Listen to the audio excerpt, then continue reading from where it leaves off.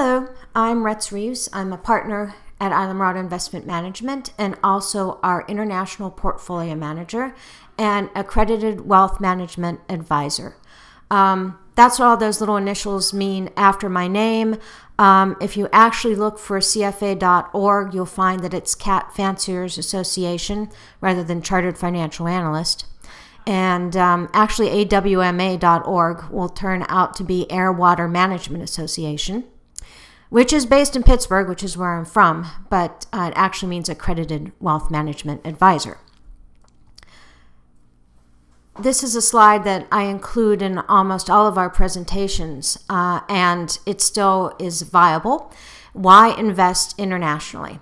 One thing is for opportunity. There are stocks abroad that are very interesting to invest in that if you just stay domestically, you won't be able to participate in. For instance, Nestle is a stock that we recently bought in our portfolios, and that's an international company based in Switzerland. And who doesn't want some chocolate when it comes down to it? Also for diversification.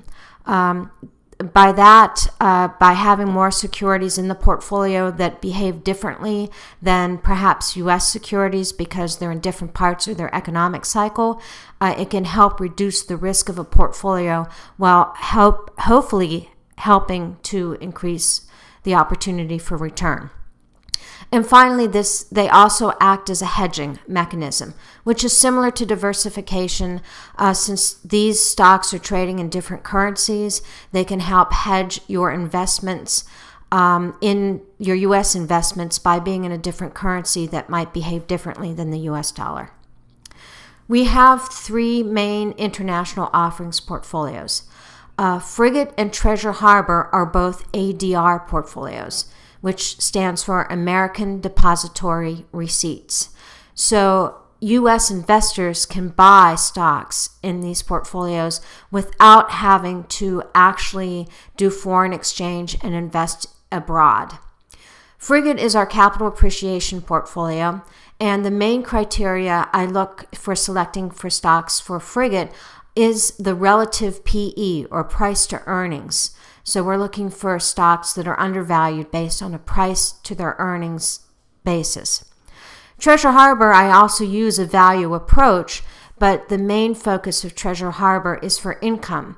And by income in this situation, we're looking at those stocks that pay good dividends and hopefully will continue to pay good dividends versus their current price, which means they have a good dividend yield. Yellowtail is a bit of a fish of a different color. This is focused on capital appreciation through buying small and medium-sized stocks of companies that for the most part trade abroad, so it's not an ADR portfolio. For selecting stocks for Yellowtail, I focus on the price to earnings ratio, so I'm still focused on value, but I'm also looking for companies that have good earnings growth. This is the performance of our portfolios since inception year to date last year. As we can see, last year was a really good year for international investing, in particular Yellowtail. Yellowtail's a little bit behind this year. Its benchmark, the other portfolios are trading very well versus their benchmark. You'll notice since inception, and these inception dates are all different for these portfolios, so it's very difficult to compare one versus the other. Treasure Harbor has not performed as well as the others. Part of that is the timing of when it was invested. Part of it was a couple years ago when energy stocks were down, so were a lot of commodity stocks. Treasure Harbor had a good exposure to all of the above. Since then, I have diversified it a bit more, and I think that's one of the reasons why we've seen good performance in it last year. One thing that's been working against international portfolios this year, and in particular in the month of April, which is not captured here, is the fact that the U.S. dollar has strengthened a lot versus international currencies. And that makes these stocks even more attractive now, but it does work against you in the short term if you're holding international securities and the dollar strengthens. This is the three top positions in the Frigate folio. The developed bank Development Bank of Singapore is what that DBS stands for, and that's one of the largest Asian banks. Rio Tinto is one of the largest global commodity producers as far as iron and other commodities. And TSMC stands for Taiwan Semiconductor Manufacturing Company, and so it's one of the largest foundry companies in the world. This is the sector allocation for the frigate model. And one of the things I want to point out as I'm talking about these different investments internationally is that these models, even within IIM, have different exposures, both as far as country is concerned and industry is concerned. So they offer some diversification even across the international spectrum. So this has a good exposure to finance, and also for healthcare, but you see it has some exposure to other sectors. It has a low energy exposure, and that's kind of important in the standpoint that it makes a good diversifier with our U.S. portfolios, which right now have a higher energy exposure. This is the regional allocation for the frigate model. Not surprisingly, American depository receipts are a lot easier to find for European companies. So we have a good exposure to Europe, although it's across many different countries, such as Spain, Switzerland, France, some of the Nordic countries as well. Good exposure to the UK, but there's still exposure to emerging markets, Japan, and rest of the world, which can include Canada and Australia. These are the largest positions in the Treasure Harbor folio. Remember, that's the one that's focused on dividend yield. Orange is actually the new name for France Telecom, which doesn't make much sense except that France Telecom bought the mobile business of Orange in the UK and then rebranded itself. China Construction Bank is one of the largest banks in China and about the sixth largest company in the world. And Scotiabank is also known as Bank of Nova Scotia, is the third largest bank in Canada. You can see the sector allocation of Treasure Harbor is different than what we saw in Frigate. There is a good exposure to financials, which does tend to pay good dividend yields, but there's a high exposure to staples, telecom, and also materials. But there's still good diversification across the economy. This is the Treasure Harbor model. You can see that there's more significant exposure to Canada. There is a larger exposure to UK. And this again goes to the idea that utility companies, telecom companies, as well as some of our material companies are based in the UK, and they tend to have higher dividend yields, just like those in Canada. Japan is a small exposure here, and actually Japanese companies don't tend to pay high dividends. Yellowtail folio, again, is our small cap, mid cap international portfolio. These three stocks happen to be based in Japan.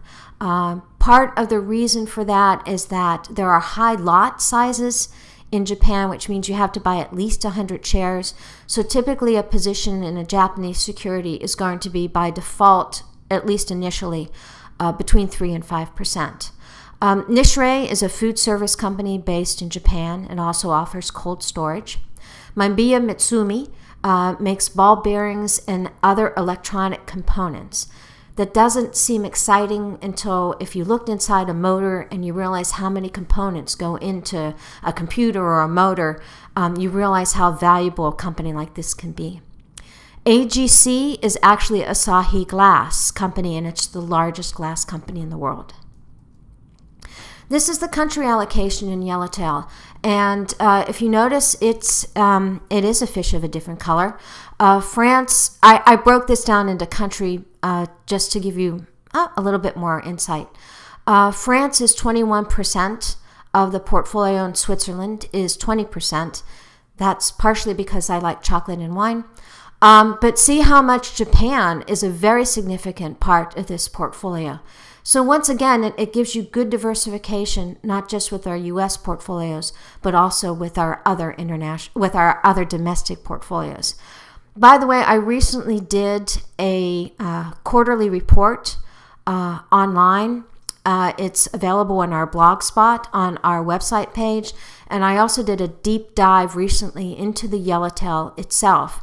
So if you like more detail about yellowtail and how our portfolios perform the first quarter of the year, you can go to our blog spot on our website. This is the sector allocation of yellowtail.